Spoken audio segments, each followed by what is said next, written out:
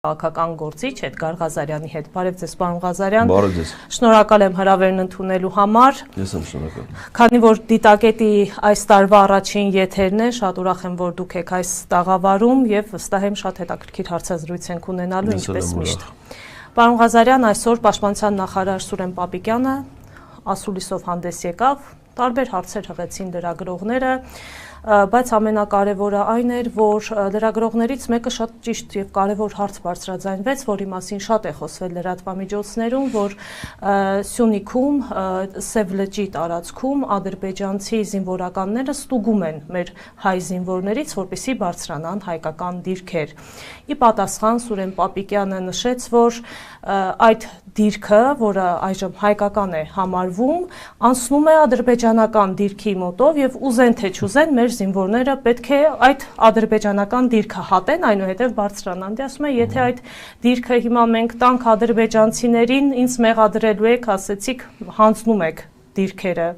Հիմա այսպիսի խնդրի առաջ են կանգնած։ Նախ փորձենք միասին հասկանալ, թե ինչպես եղավ, որ ադրբեջանցիները հայտնվեցին Հայաստանի Հանրապետության սուվերեն տարածքում։ Ու երբանից դա հայտնվեցին։ Օրինակ ասենք Սուրեն Պապիկյանը, որ 2018 թվականին փողոցներում քարշ էր գալի եւ ասում էր, որ նախկին իշխանությունները վատն են, մեր պետությունը վատն է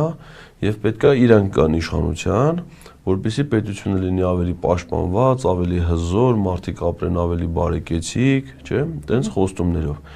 Այդ ժամանակ, որ ինքը փողոցներում քարշ էր գալի,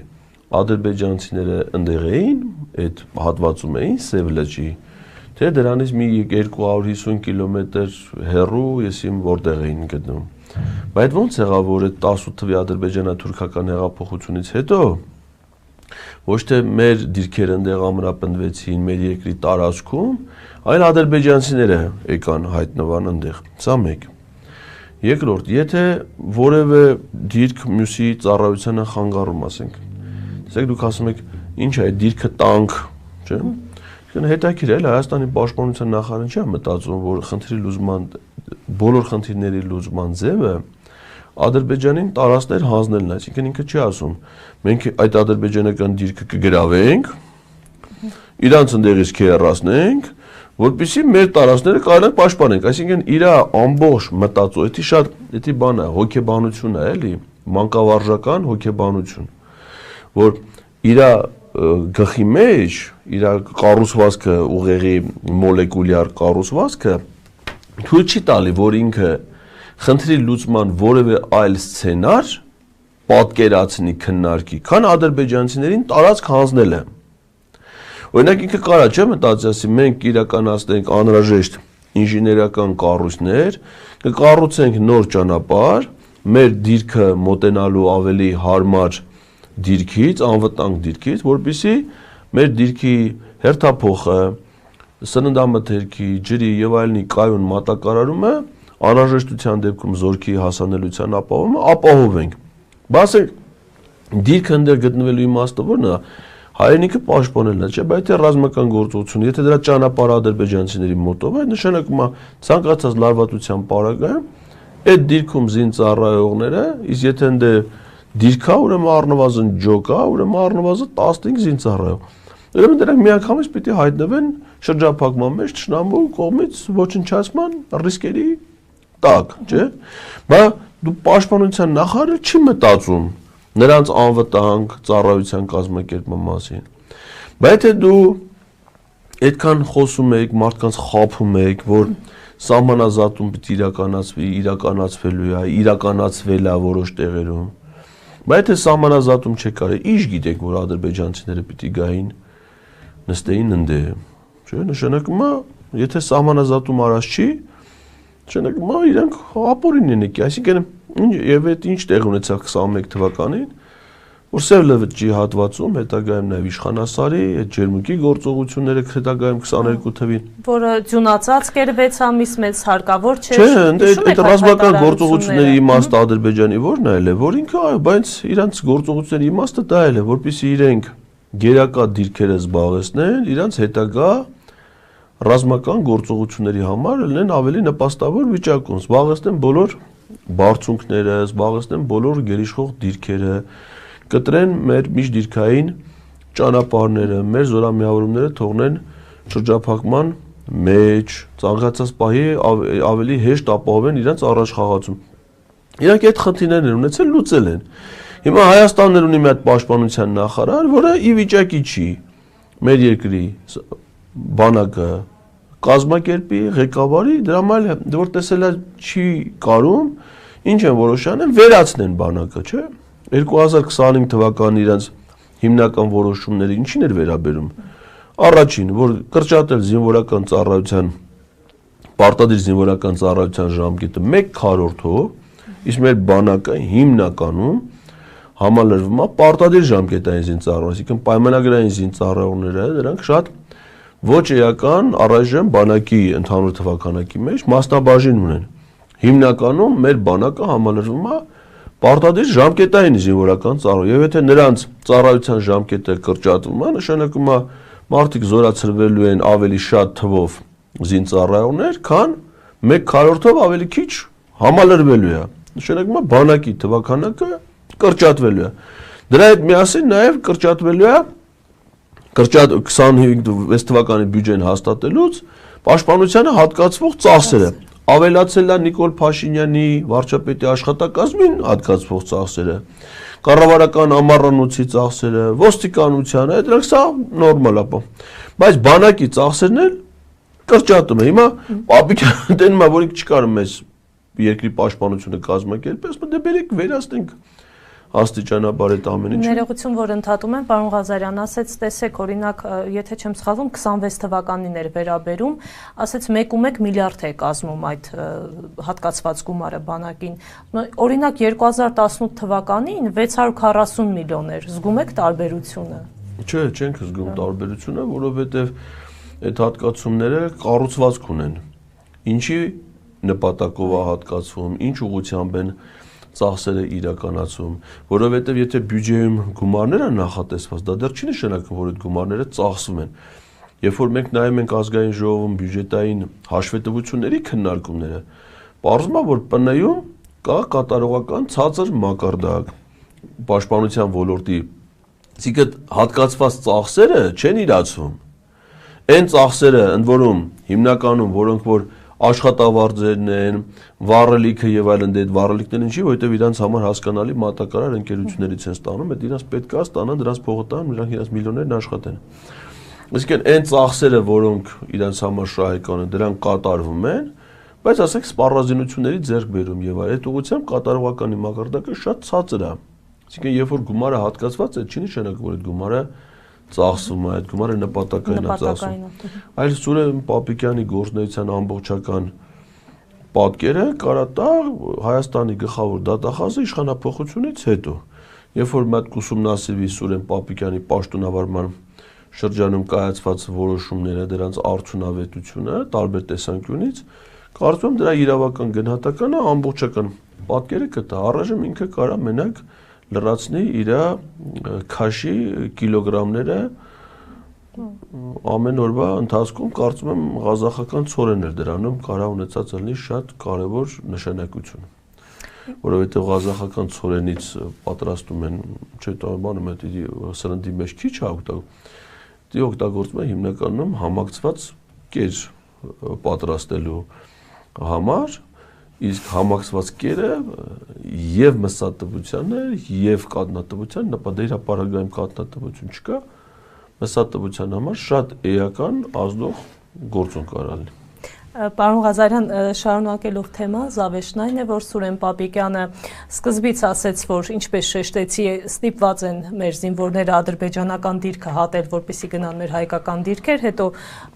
թեման ամփոփելով ասեց, որ չեն ստուգում, ես հերքում եմ այդ տեղեկատվությունը։ Հիմա օրինակ ինչպես հասկանա քաղաքացին այդ հայտարարությունը։ Չէ, ինքը հաստատում ասում է, որ մեր զինվորները գնում են ադրբեջանական դիրքի մոտով, դե պատր ադրբեջանական դիրքը։ Ասում է բլոկպոստ է, այսպես ասենք։ Դե ինչ անեն, բայց ճանապարհը ոնց ասենք, եթե ճանապարհը անցնում ադրբեջանցիների մոտով, մամուլն է գրում է եւ տեղեկությունները որպես կանոն ճիշտ են լինում, այսինքն եթե հերկվում են, ապա հերկվում են փաստերով։ Նման փաստացի հերքում չկա, ինքը իր խոսքով ասում է տենց չի։ Ինչ գիտին, դե ծառայել է, դե եղել է ակնհայտ է, որ ինքը մի կողմից հաստատում ասում, մեր զինվորները գնում են ադրբեջանցիների մոտով, մեր դիրքերը իրար մոտ են գտնվում, չէ, իրար հետ զրուցում են ինչ-որ, բլոտ են, կարող է բլոտ են խաղում։ Դες բաները հիմար խոսույթ է դա։ Բարձր մի բան, որ ադրբեջանցիները գտնում են Հայաստանի Հանրապետության տարածքում, վերահսկում են տարածքներ, որոնք իրանց համար ունեն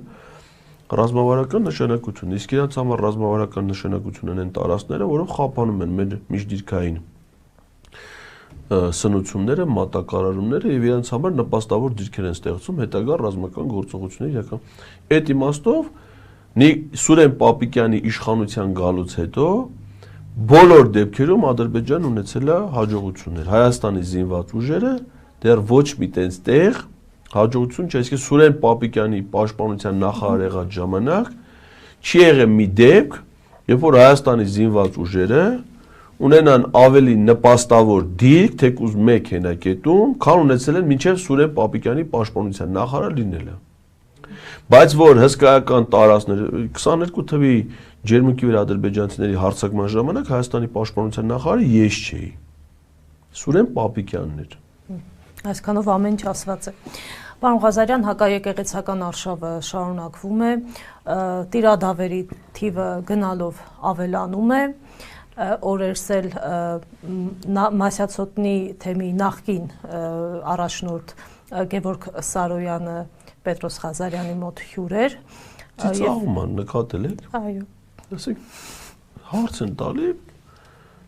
ծիծաղում են, չէ, նա ինչ-որ նորմալ մարդ չի, դա ինչ-որ բան է։ Պետրոս ինչ հարց տալիս են, իր առաջի ռեակցիան, թե Պետրոսին է ձեռ առնում, թե տես ծաղրում է գիտի, որ Պետրոսի մոտ, Պետրոսի պիտի ձեռ առնեն, ինքն էլ տենց երևի լսել այդ Ղազարյան versus Ղազարյանը նայե բան, երևի դրա ազդեցության տակ հենց Պետրոսին տենում է մի անգամից ինչ հարց տալիս են ես Պրիտոմ շատ պրիմիտիվ են ես բանով էլ, ինես մանկական բանով։ Բայց տեսեք, մի քանի մեղադրանքներ հնչեցրեց, օրինակ ասում է եկեղեցին փորձում է մեզ ծառայեցնել քաղաքական օրակարգին։ Եկեղեցին թե Նիկոլ Փաշինյանը, որովհետև նրանք Փաշինյանի քաղաքական օրակարգին են այժմ ծառայում։ Ինքը չի կարող ներկայացնել մի փաստ, որը վերաբերվի դրան, որ եկեղեցին որևէ ձևով ստիպված լինի, որ ինքը քաղաքական օրակարգի հետ նախ ինքը քաղաքական օրակարգի կարծում եմ ոչ էլ որևէ մեկ կմտածի որ մասնակցի, որովհետև ինչ օրակարգի որ մասնակցի, նա կվնասի, այսինքն իր կերպարը, իր հռետորաբանությունը, իր մտքերը, իր արտաքին տեսքը այնց գաճաճ ունենց տհաճ են, որ եթե նա ասենք մեկին գովի, նրան վնաս կա, ասենք հիմա օրինակ նա Նիկոլ Փաշինյանին գովում է, չէ՞։ Պատկերացրու ինչքան վնաս է դա Նիկոլ Փաշինյանի, ինչքան լավ կլներ օրինակ Նիկոլ Փաշինյանի համար, եթե ինքը դա չաներ, անաներ մի հատ նորմալ կարևոր է, չէ՞, ասենք, կարևոր չի, որ քեզ բոլորը լավ բան են ասում, հակառակը։ Դեպքեր կա, որ եթե մի հատ վատ մարդ քո մասին վատ բան է խոսում, 1000 անգամ դրան շնորհակալություն այդպես, որովհետև եթե այդ մարդուն ավելի հեղինակությունը բերում է, մենակ ամեն մարդու ասած չի, որ հանրության վրա ազդեցություն է, չէ՞ թողնում։ Հիմա ասեք թե դրա քաղաքականը ում է պետք է, ասեք նրա քաղաքական հայացքը, տեսակետը, որ մեկն էլ գնա, այսքանից մեջ գնա դրան ասեն, էլի արի զբաղվի քաղաքականությամբ։ Դες բան չէ։ Բայց այո, շատ ճիշտ է դեր արձադրումը, որ ինքը այդ ամեն ինչ ասում է այն դեպքում, երբ որ ինքը գնացել է քաղաքական պաշտոն զբաղեցնող ամենաբարձր պաշտոն զբաղեցնող մարդու մոտ, միասին ստորագրում են փաստաթղթեր, որոնք իրավական արժեք չունեն, հակաեկեղեցական են, հակաեկեղեցական, հակականոնական են, առաքելական եկեղեցու տեսանկյունից, հակասահմանադրական ու հակաօրինական են մեր պետության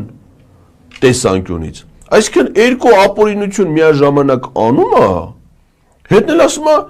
մեզ քաղաքականության մեջ դու հիմա ես դառել քաղաքականության մասնակից։ Ու սրանց բանը է տիրադավների էլի, լինեն եպիսկոպոսները, թե ծխական քահանաներ, թե ավելի սարսափելի է, որովհետև ասենք սրանք խո ապուշ չեն էլի, իրանք ապուշ չեն, մեր եկեղեցում ապուշներ չկան, որովհետև մեր եկեղեցում բոլոր քահանաներն լավ ստանում են շատ որակյալ կրթություն, առնվազն նրանք գոնե Էշմիածնի հոգևոր Էշմիածնի հոգևոր ճեմարանը Հայաստանի ամենահին եւ ամենահեղինակավոր բարձրագույն ուսումնական հաստատություններից մեկն է, այսինքն դրա շրջանավարտ լինելը արդեն երաշխավորում է ոչ միայն աստվածաբանական, փիլիսոփայական, այլ ընդհանուր աշխարհայացքի ձևավորման վրա կայուն հաստատուն, իսկեն դա այտենց համասարան չի էլի, որ կոռուպցիա եղած է, ես ինչը ավարտի, ես փողով քննություններ, այդպես բան ընդ երբեք չի, այսինքն այնտեղ հաստատուն լավագույն դասախոսներն են ընդ միշտ դասավանդում են։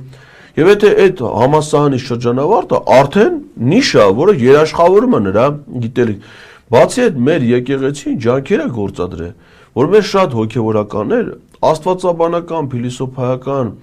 հիմնականում կրթություն են ստանում արտերկրի տարբեր համալսարաններում։ Շատերը հանգամանքների բերումով ծառայում են արտասահմանյան տարբեր երկրների թեմերում, Եվրոպայում կլինի, Ամերիկայում կլինի, դա նպաստում է իրանց նաև աշխարհաճանաչողությանը, բազմամշակութային միջավայրում գործելուն, այլ եկեղեցիների, այսինքն ընդհանուր հենց նույն այդ Գևորգ կարծեմ արտասահմանյան կրթությունն է, մեր եկեղեցու շնորհիվ բանը մագիստրոսական թե դոկտորականը պաշտպան է եվրոպական այսինքն ինքը ապուշ այդ վարկածը բացառում ենք, որ ինքը ապուշ է, չի հասկանում։ Ու դա ավելի է բարդացնում իր վիճակը, բայց եթե դու ապուշ ես, դու չես տենում, երբ հասկսվի այս process-ները եկեղեցու դեմ։ Բա որ չես տենում, բա մեզ է չես լսում է, չէ։ Բա դու չես լսում, որ մենք հիշեցնում ենք, որ մայիսի 22-ին Ալաշուքյուր Փաշազադեն հայտարարեց, որ հայաստանյաց առաքելական եկեղեցին վտանգ է ներկայացնում տարածաշրջանի անվտանգության համար, խաթարում է խաղաղության օրակարգին, որ դրանից հետո ամենայն հայոց կաթողիկոսը, Ալաշուքյուրն ասաց, որ պետքա Երևանում եւ Էշմիածնի Ղազիատ ստեղծեն Կովկասի մահմեդականների, ոչ թե պիտի ստեղծել են, որ դրանից այդ եղել է մայիսի 22-ին, որ դրանից հետո է եղել վեհապարը ելույթը Շվեյցարիայում, ամսի 28-ին հրապարակվել է, ամսի 29-ին Նիկոլ Փաշինյանը ասել է, որ մեր եկեղեցիներում, բայց Նիկոլ Փաշինյանն ասում է, մեր եկեղեցիներում չուլան կա, աղբ կա, բայց դու գնում ես այդ մարդու հետ հանդիպում, բայց չես ասում, պարոն վարչապետ, ես թեմի առաջնորդ եմ, իմ առաջնորդած թեմում կան մի քանի տասնյակ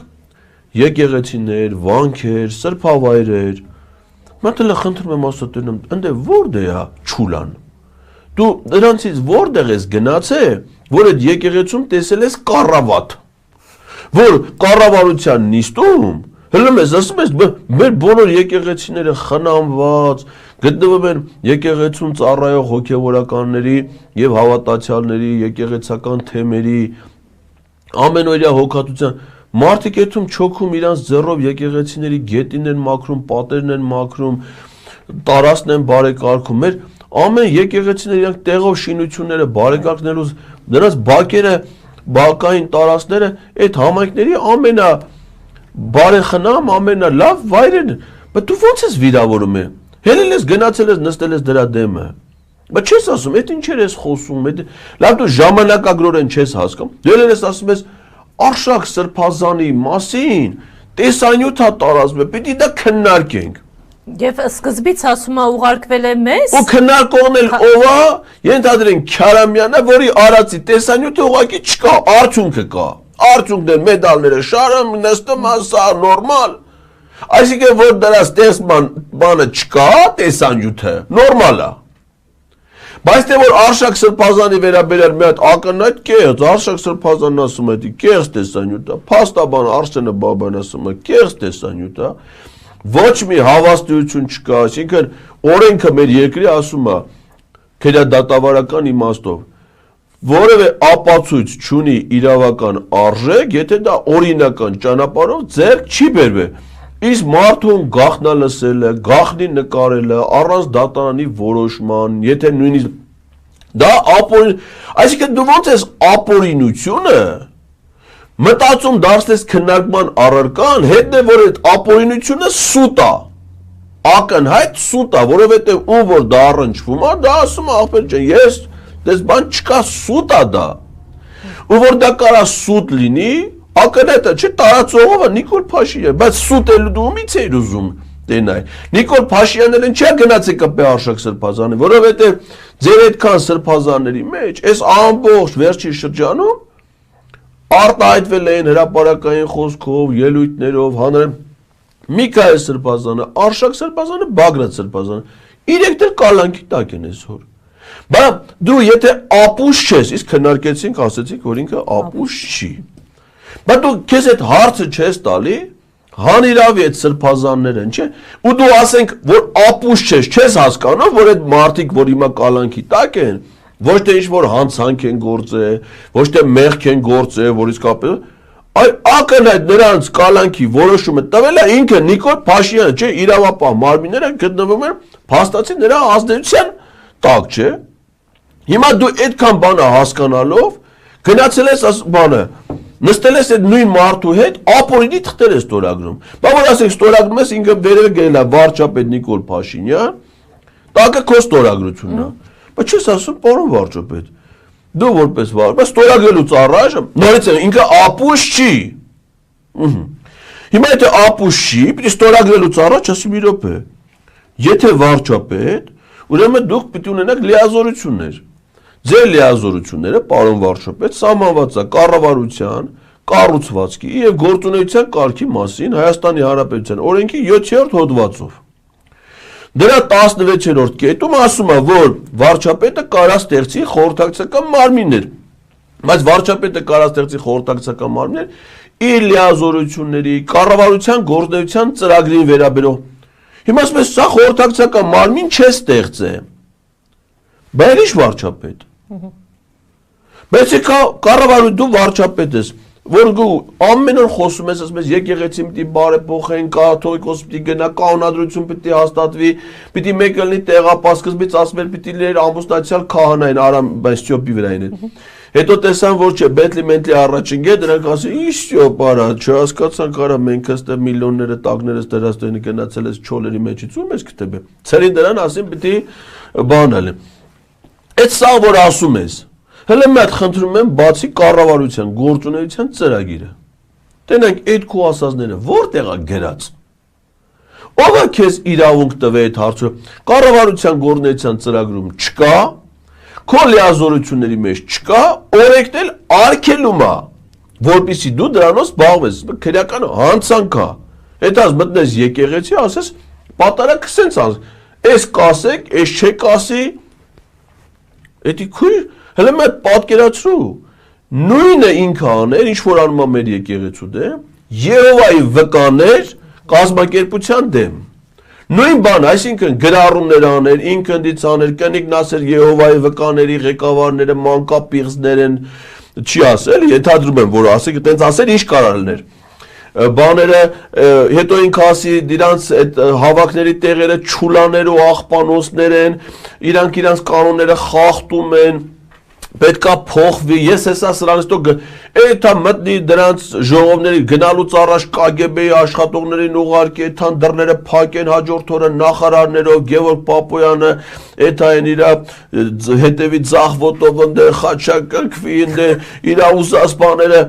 Էթան լսվեն, հետո հաջորդ օրը լեն դուզ գան նորից մի հատ ժողով։ Հələ մեկ պատկերացրու ինքը այդ նույն բանը անի, միջազգային ցանց հանդիսացող այլ կրոնական բարի փոխաբերականի բանը ուղիղ իմաստով դժվարանում եմ տես պնդում անեմ, բայց փոխաբերական իմաստով շարվարը քահանեն կղխից քաղաքցնեն։ Փոխաբերական իմաստով։ Որտեղ կարող է չեմ անում ուղիղ իմաստով դες բան կանեն թե չէ։ Բայց հաստատ չեն թողնի որ նա տես որտեղ ինչի կանեն, որտեղ կբերեն կդնեն դեք ասի դու ով ես։ Վարչապետը ինչ գործ ունի, դու պետության ղեկավար պաշտոն ես զբաղեցնում այդ պետության սահմանադրությամբ ասում է որ պետությունը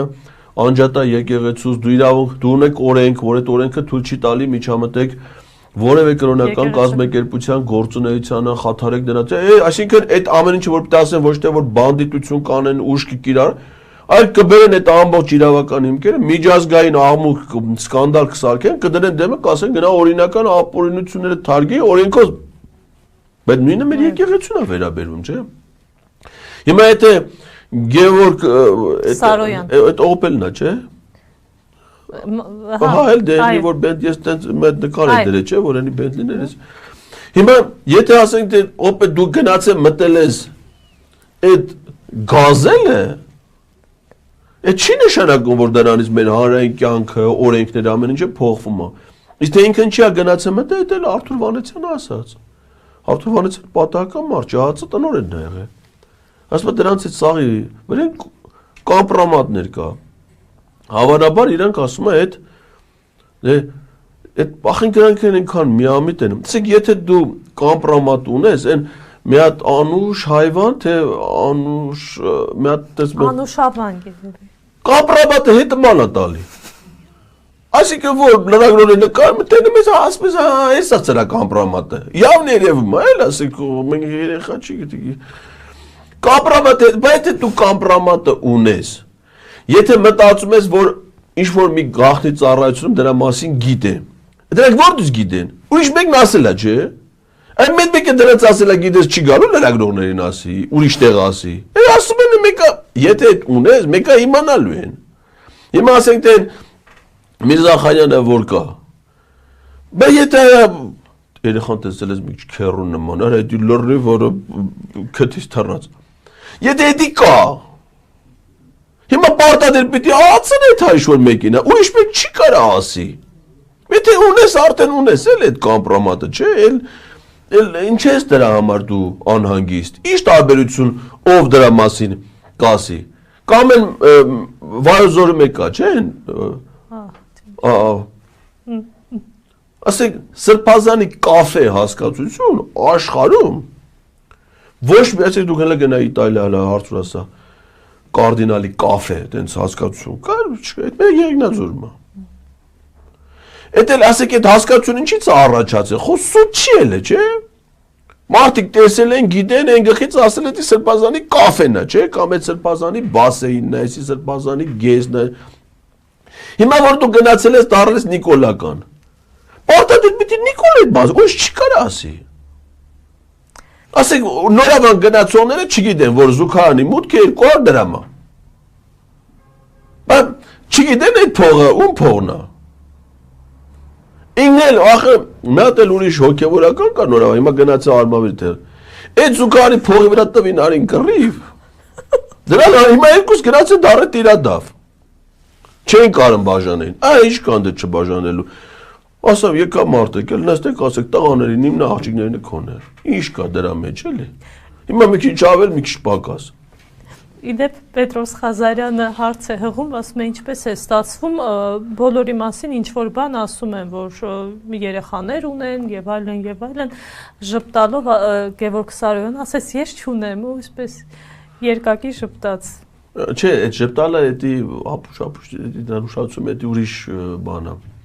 պաթոլոգիա է։ Էդի մասնագետները պիտի ասեն, թե ինչի է ինքը անտա ծիծաղում։ Բայց այդ բա որ չունես բան պարտադիր անպայման ընտանիք ունենես, բան հեռախոսազրույցն էլ ունես, այդ արդեն սաղս էլ ունենք YouTube։ YouTube-ը չունես, ասա։ Պարոն Ղազարյան, կապված Արշակ Սրբազանի տեսանյութի տարածման հետ, իհարկե իշխանական լրատվամիջոցները հենց առաջին օրը գրել էին, որ դա արել է ամենայն հայոց կաթողիկոսը, Մասյացոտի թեմի նախկին առաջնորդ։ Դե Պետրոս դրան բռնեցրեց։ Հեսա մշակերուն դրա անելու եմ, ելեք որ շաբաթ կնայինք։ Բայց Պետրոս է, որ Պետրոսն է, չէ, ասեք սաղս է, գիտենք, որ վերջ է, էլի, դե հիմա Աստվածյարու պայ։ Պետրոս գխինգա, որ ասպարա քո ասածը սուտ է։ Բայց դու մի կողմից ասում ես Արշակ Սրբազանը, Վեհապար Արշակ Սրբազանին պաշտպանում, ամենք Վեհապարի դեմ եղել ենք, ասում ենք ինչի ես դու Արշակ Սրբազանին պաշտպանում։ Հետ էլ ասում ես Արշակ Սրբազանը ամենաշատը Վեհապարին չի սիրում, Վեհապարի մասին ինչքան վատ բան կա, Արշակ Սրբազանն է տարածում, Արշակ Սրբազանի մասին ինչքան վատ բան կա Վեհապարն է։ Բայց մենք Վեհապարի հրաժարականը պաշտպանում ենք, թե ինչի է պաշտպանում Արշակ Սրբազանին։ Ըստ այդ համադրությունը որ անում ես, արդեն կասկածի մեջ ես գնում, ասես կարող այ մարդ սուտի կետի ամեն դեպքում ապուշա։ Բայց դժվար է, էլի։ Ուղղակի անազնիվ է այս թվում։ Ձեր թույլտվությամբ ընթերցեմ Նիկոլ Փաշինյանի հայտարարություններից մեկը Facebook-յան գրառում է, գրել է. ասել եմ, որ Կտրիչ Ներսիսյանը ամենայն հայոց կաթողիկոս չէ եւ հետեւաբար այդ դիրքից նրա կայացրած որոշումը մեզ համար արժեք չունի եւ առ ոչինչ է։ Այդպիսի հայտարարություն երկրի վարչապետը իրավունք ունի անելու եւ որքանով է սա օրինական։ Դա ինձ թվում է տգիտության հետևանք է, դե մենք ամեն անգամ Նիկոլ Փաշինյանի մասին խոսելիս պետք է հիշենք, որ դա մի մարդ է, որը չի ստացել նորմալ ընտանեկան դաստիարակություն, չի ստացել նորմալ կրթություն, օրինակ ի տարբերություն Օպելի, Բենթլի մեկի, Նիկոլ Փաշինյանի ունեցած իր կրթությունը հավաստող ամենաբարձր աստիճանի փաստաթուղթը Իջևանի թիվ 1 դպրոցի ավարտական ատեստատն է։ Փաստաթուղթ, որից նույնիսկ Վահե Ղազարյանն ունի։ Էդ է իր կրթությունը։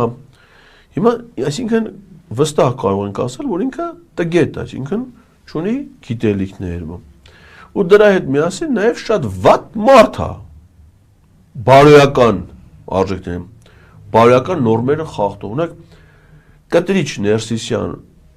անունով կաթողիկոս մենք չունենք։ Այո։ Կտրիչ Ներսիսյան անունով կարծեմ հիմա քաղաքացի չգիտեմ, ռեյսում այլ քաղաքացիներ կան թե չէ, բայց ում որ ինքը նկատի ունի, ընտրողների ռեգիստրում անձնագիրը որ ունի, կոչվում է Գարեգին B Ներսիսյան։ Այսինքն անունը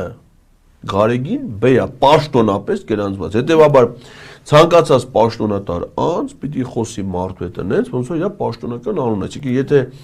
իմ անունը Էդգար Ղազարյանն է եւ բոլոր պետական փաստաթղթերում ես հաշվառված եմ որպես Էդգար Ղազարյան, Նիկոլ Փաշինյանը չի կարող ինձ ասի Կտրիչ Ղազարյան։ Եթե ասի, ուրեմն կամ տգետ է,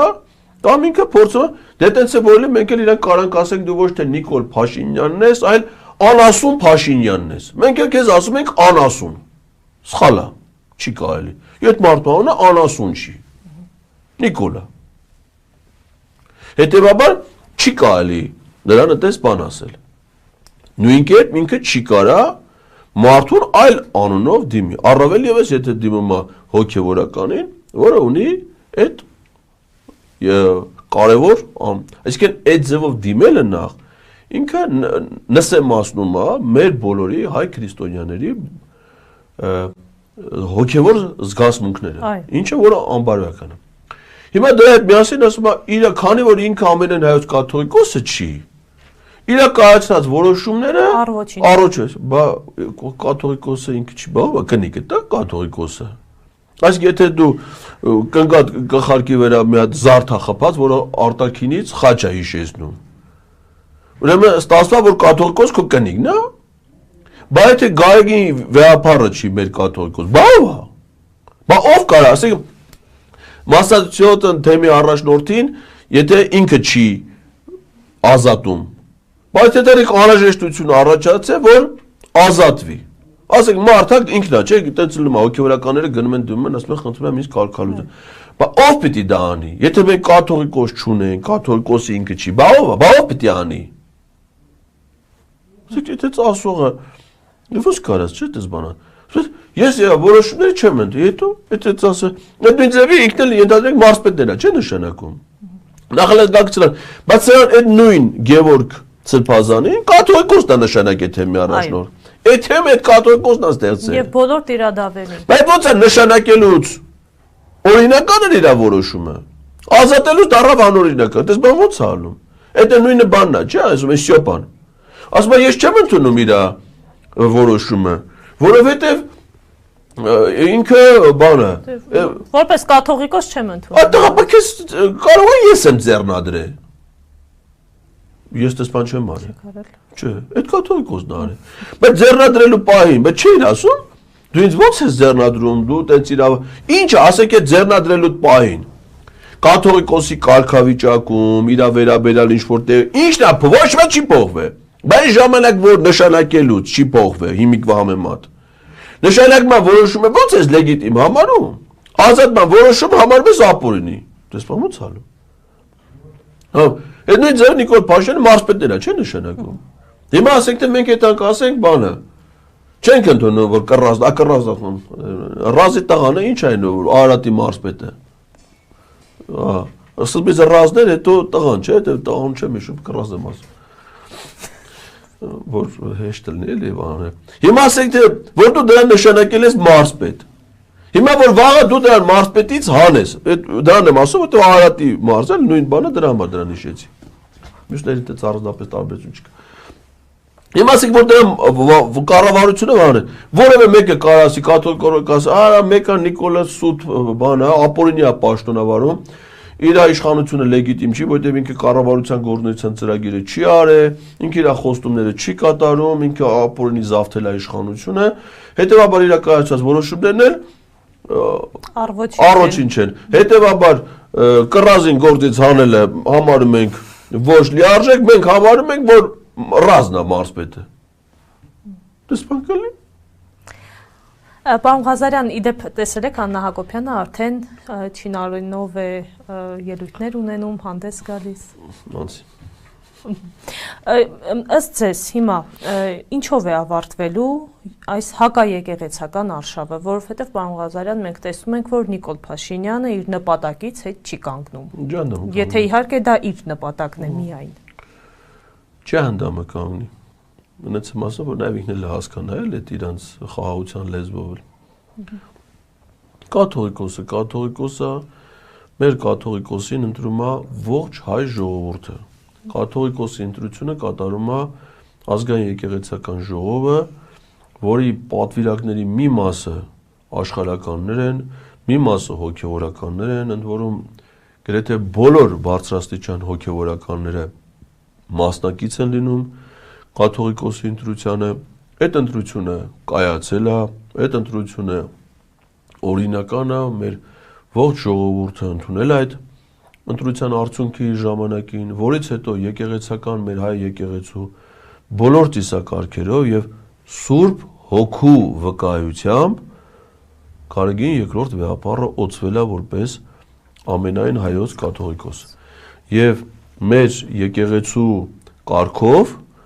ամենայն հայոց կաթողիկոսի պաշտոնավարման ժամկետը որոշում է Տեր Աստված, որովհետև կաթողիկոսը ընտրվում է ցմահ, իսկ թե ինչքան պետք է գահակալի մեր կաթողիկոսը, դա Աստծո որոշելիքն է։ Հետևաբար Աստծո որոշման դեմ որևէ մեկը որ դուրս եկավ, դա տիրադավ սատանա է, որովհետև Աստծո եւ նրա որոշումների դեմ պայքարում են սատանաները։ Մինչև հիմա հələ դրանք հաջողության չեն հասել, որովհետև Աստծո դեմ պայքարի դուրս եկած բոլոր գործիչներ կլինեն, անհատներ կլինեն, կազմակերպներ, բոլորը ջախջախվել են։ Տենց է դրա ձևը։ Հիմա էլ է։ Հա իրանք համարձակվում են, չէ՞, ասենք մեկը կա ալում Աստծո դեմ ինչ-որ խոսք ասում, անիծվում է։ Մեկը տենում է դժբախտություն եկել է դրա գլխին։ Ես չեմ կարծում, որ այս մեկը պետք է բացառություն լինի։ Հիմա ասենք թե որ միտեղ աստվածաբանության մեջ մեր եկեղեցական կանոնակարգում գրածներ որ Թալինի քաղաքապետ Տավրոսն է որոշում։ Ինչքան պիտի կաթողիկոսը մեր պաշտոնավարի։ Դուք ասենք դե հիմա Տավրոսն էլ որոշել է որ պիտի կաթողիկոս հեռանա։ Բայց եթե այդպես բան չկա, Աստվածն է որոշում։ Ուրեմն Տավրոսին ասենք Տավրոս ջան, բեր փորձանք մի բեր քո գլխին։ Մեղք ես։ Դու էլ ես մարդ էլի, այն դժբախտությունները բաները որելում են, դա մարդկանց են ելնում։ Մի արած այս բան, իզուր տեղը դժբախտության էլ մի արժանանա, որովհետև Աստծո դեմ դուրս եկողը անեծքի է արժանում եւ ստանում է։ Ով էլ լինի դա է առնելու։ Մեր կաթողիկոս օրինական ընտրված կաթողիկոսը, իդեպ Գարեգին վեհապար կաթողիկոսն էլ ունեցել է հրաշալի գահակալություն, դա եղել է մեր կյանքի ընթացքում, մեր գիտակցության ընթացքում։ Ես իմ աչքերով եմ տեսել այն եկեղեցիները, վանքերը, որոնք կառուցվել են, վերանորոգվել են ամենայն հայոց կաթողիկոսի գահակալության շրջանում։ Մեր ժողովուրդը ինչքան ավելի կապված եղե եկեղեցու, չէ՞, ասենք նա անկախության շրջանում դառած, խորհրդային միությունը դեռ նոր էր փլուզվել, որ դա աթեիզմի շրջանից հետո մարդկանց այդ հոգևոր կապը 99 թվականին։ Այո, հոգևոր կապը եկեղեցու հետ, քրիստոնեական արժեքների տարածումը, դաստիարակությունը եւ դպրոցներում հայ եկեղեցու պատմություն, դասագրքերը ուսում, այսինքն ոչ միայն եկեղեցիներ շինությունները կառուցելը, այդ պայմանները ստեղծելը, որ մենք պատարագի գնանք, այլ նաեւ հոգևորականները ասում են, այսքան մարդ կարգալուծելը, բայց տենում ես եկեղեցի ցանկացած կազմակերպությունում էլ ինչ տեսակի լավն էլ վատն էլ գալի, հիմա վատերին հալը շպրտելու դա խո վատ բան չի, բայց էլ նայենք հոգևոր կրթությունը եւ բանը Գևորգյան Ճեմարյանը եւ Վազգենյան դպրոցը եւ Արտասամանյան բուհերում մեր հոգևորականների կրթությունը, բայց ով այդ հոգևոր դաստիարակության կրթական կենտրոնները ամբողջ մարզերում եկեղեցիներին կից քրիստոնեական դաստիարակության կենտրոնները ժամանակին որ ստեղծվել են այդքան ուսուցիչների վերաբար հսկայական աշխատանք է տարվե ազգային եկեղեցական կրոնական բոլոր իմաստներով զարգացած, բա տենց առաջնորդի նկատմամբ դες զազրախոսությունը ոնց կարելի է դա ընդունելի համարել միակ բանը որ հասնում է մեր կաթողիկոսին դա աղոթներն են առաստված նրա առողջության եւ երկարամյա գահակալության համար Նիկոլ Փաշինյան կլինի Տավրոս կլինի թե Օպել կլինի հələ մի դրանց նայեք ընդհանուր մեր եկեղեցու 1700-ից ավել դարերի պատմության խորհրդի ավանդույթների աստվածային ուժի մժեղներ հետևաբար ինչքան էլ ուզում է հետևողականություն ցուցաբերեն չեն դրանք հաջողություն կաթողիկոսն չի ինքը հրաժարվելու որևէ առիթ պատճառ չունի 20 հոգի զուգարանի փող իրար մեջ չկիսողները հելել են ասում են մենք կաթողիկոս ջանտամ եք ոնց եք պահանջում դրա 20 հոգի հելել են ասում 200 հոգի հելել են իրանց որդեական հավատարմելը նայեք ինչ է կատարում Քանի 100 հոգևորականներ, բարեպաշտ, առաքինի նայում ես նորմալ մարդիկ, ստյոպա են դրանք, նորմալ մարդիկ հելել են իրենց որդեական հավատարմությունը և կաթողիկոսին և եկեղեցուն այդում, անսասան կանգնած է մեր եկեղեցին, ինչ է երկու, Նիկոլ Փաշինյանով է, որ դա մեր կաթողիկոս հրաժարական, մենք իրենց կաթողիկոս հրաժարական պահանջում ենք, ինքը մեր եկեղեցու հետ ինչ կապ ունի, ամեն կիրակի ես գնում եմ եկեղեցի, Բայց անցած տարի ամեն կիրակին չի չէր հետում 2025 թվի հունվարին Ինչի չէր հետում Բա հավատացյալ են որ ամեն կիրակի գնում է չէ Բայց դու ինչի նոր սկսիր գնա Այդ մեր եկեղեցու տեղն չի Այդ Ալաշուքյուրի հայտարարություններից հետո իմացար մեր եկեղեցու տեղը Բա անցած տարի գնայիր Այս տարի կմասնակցեմ Սուրբ Ծննդյան պատարագի Բա անցած տարի ինչի չէր մասնակցում Նախանցած տարի 2021 թվականին չի մասնակցում Ոչ մի պատարագի տաղավար տոների Էմիս օրերին չեմ ասում գոնե տաղավար տոների գոնե Սուրբ Ծննդյան ու Սուրբ Հարության տոնին գնայ չի եթում Բայց չի չէր եթում Ես մեր եկեղեցու զավակ եմ Ղալատ ես արել որ մեր եկեղեցու զավակ ես Ինչով է երևում որ դու մեր եկեղեցու զավակ ես Որտեղից է երևում Ինչ կապ ունես դու մեր եկեղեցու հետ Եթե դու մեր եկեղեցու հետ կարա կապ չունես խո բոլորը պարտադիր չի Բայց եթե կապ չունես մեր եկեղեցու հետ Ինչ գործ ունես գաս քննարկես մեր եկեղեցում Ին կարգը ոնց պիտի լի կանոնը պիտի Հիմա ես հռոմեա կաթոլիկ եկեղեցու զավակ չեմ Հարգանք ունեմ այդ եկեղեցուն Հիմա ես ինձով է իրավունք տվել ես մտածում ասեմ Հռոմի պապը Լևոն 14-րդը պիտի պաշտոնավարի թե չէ Հələ ասում եմ իրա պետ ինչ ընտրություն արիք այդ կարդինալներով գնացիք վանքը փակվակ սև ծուխը որնա սպիտակ ծուխը որնա բյուլետենները վառիկ հələ մատ բերեք տենակ ինչ Դանիել Լեոնիսյան օրինակ դիտորդական առաքելություն իրականացրել այդ ընտրություններին բա չելա Պարոն Ղազարյան իդեպ քանի որ սկզբից խոսեցինք Պաշտպանության նախարարի ասուլիսի մասին նշեմ, որ նա հայտարարել է, որ Պաշտպանության նախարարության այն աշխատակիցների զավակները, ովքեր օտար երկրա քաղաքացիներ են, աշխատանքից ազատվում են։ Ինչ կապ ունի, թե զավակը, որ երկրի քաղաքացի է, բանա աշխատակցի։ Լավա չի տանակահար է։ Ինքը որ բանակում ծառայել է, Սուրեն Պապիկյանը Իրա վերադասպային դանակահարել է։ Դե կա լրատվամիջոցներում այդ։ Դա լրատվամիջոցները բանտանաստ է։ Նա նախկինում դատված է, համաներում է բանտից ազատ։ Բայց պաշտպանության նախարար է։ Հիմա լավ այդ մարդկանց գործից հանելած, կարա չէ, ասենք մի բան լսի մարդու մասին, ասի քո երեխեն, ասենք Ռուսաստանի քաղաքացի է կամ Վրաստանի քաղաքացի է։ Դանակը վերցրի դա։ Սպասելի է, արել է, կարող է, չի արել։ Հələ լավ է ազատում է։ Ասենք հիմա ուզում եմ հասկանամ, ենթադրենք ՊՆ-ում աշխատում է մի հատ սպա, գնդապետ, համակարգում կամ բանակում որևէ, որոնք ախալքալակից են ու իր երեխեքը Վրաստանի քաղաքացի են, որովհետև այնտեղ են ծնվել, այդ օրինական այնտեղ ծնվել են, քաղաքացիությունը ստացել են, իրանց պապանել հետո եկել է Հայաստան, Հայաստանի քաղաքացիությունը ստացել, անցել է ՊՆ, այդ մարդու մեղքը ո՞րն է, ասենք որ ինքը ծնվել է ախալքալակում, իր երեխեքը Վրաստանի քաղաքացի են։ Ուզում եմ անեմ, դե մեղքը ո՞րն է։ Հիմա մեկ կարա տենց լինի, մեկն է կարա լինի, բայց ես չգիտեմ, բանին Էդվարդ Տասիրյանին էլ է ազատել գործից։ Էդվարդ Տասիրյանի կինը ռուս է։ Ազգություն, դա նորմալ է, կարա դերվա։ Կարծեմ, եթե չեմ սխալվում, այն վատ մամուլներ գնում, որ երեխեքները Ռուսաստանի քաղաքացի են։ Ինքն էլ ըստ Սուրեն Պապիկյանի պատկերացումների Ադրբեջանի քաղաքացի է։ Ասեն, որովհետև Սուրեն Պապիկյանը չի ընդունում, որ Արցախը մեր հայրենիքն է։ Ինքը մի ժամանակ էր ասում, որ Աղդամն է իր հայրենիքը։ Բայց եթե Աղդամ իր հայրենիքն է, Հադրութը հաստատ հայրենիք է դառնում, էլի։ Բայց Հադրութից է։ Հիմա եթե Սուրեն Պապիկյանը ընդունում է, որ Արցախը Ադրբեջան է, 91 թվից, այդ նշանակում է Էդվարդ Տասիրյանը Ադրբեջանի քաղաքացի է։ Հենց ինքը։ Երեխեք չեմ ասում, որ երեխեքը լավ էլ Ռուսաստանի են։ Կարար դրա կենիքը թուրքը լավ ռուս է։ Հիմա ինչ պիտի անեն դրան։ Այսինքն դա մեղքը ո՞րն է։ Հիմա մարդը այդ աղջկանա սիրա ամուսնացել, դա մեղք, այդ իր ծառայության հետ ինչ կապ ունի։ Կապ ունի դրանով, որ եթե երեխան մանավանդ որ մեր երկրի օրենսդրությունը, այդ թվում զինվորական ծառայության մասին օրենքը, աշխատանքային օրենսդրությունը սահմանափակում չի դնում։ Սահմանափակում դնում է կոնկրետ գործեր, այսինքն եթե դու այլ երկրի քաղաքացի ես, չես կարա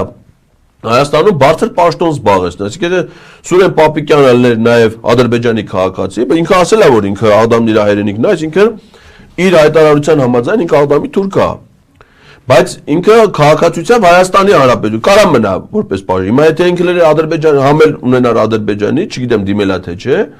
եթե երկու քաղաքացիներ եւ Հայաստանի եւ Ադրբեջանի չէր կարալեր պաշտպանություն, օրենքը թույլ չի տալի, բայց մյուս ծառայության պաշտոնների համար նման սահմանափակում չկա։ Այդ մարդիկ դիմելու են դատարան վերականգնում են։ Այսինքն ինչ է ուզում դրանով ասի, որ եթե ենթադրենք մարդու ընտանիքի մի անդամը այլ երկրի քաղաքացի, ուրեմն այդ մարդը այդ երկրի ազդեցության տակ է, ով ասում, բա եթե պարտադիր անպայման երեխեդ ուրիշ երկրի քաղաքացի լինեն, որ այս ազդեցության տակ, հնարավոր չի, որ երեխեքը դու ես աղտել եք Հայաստանի քաղաքացի, այսինքն Թալինցի։ Անտել էլի Տավրոս։ Ու դու ազդեցության տակ չես, հնարավոր չի դες բանել, ինչի հնարավոր չի։ Բայց դրա համար որպեսզի պարզեն,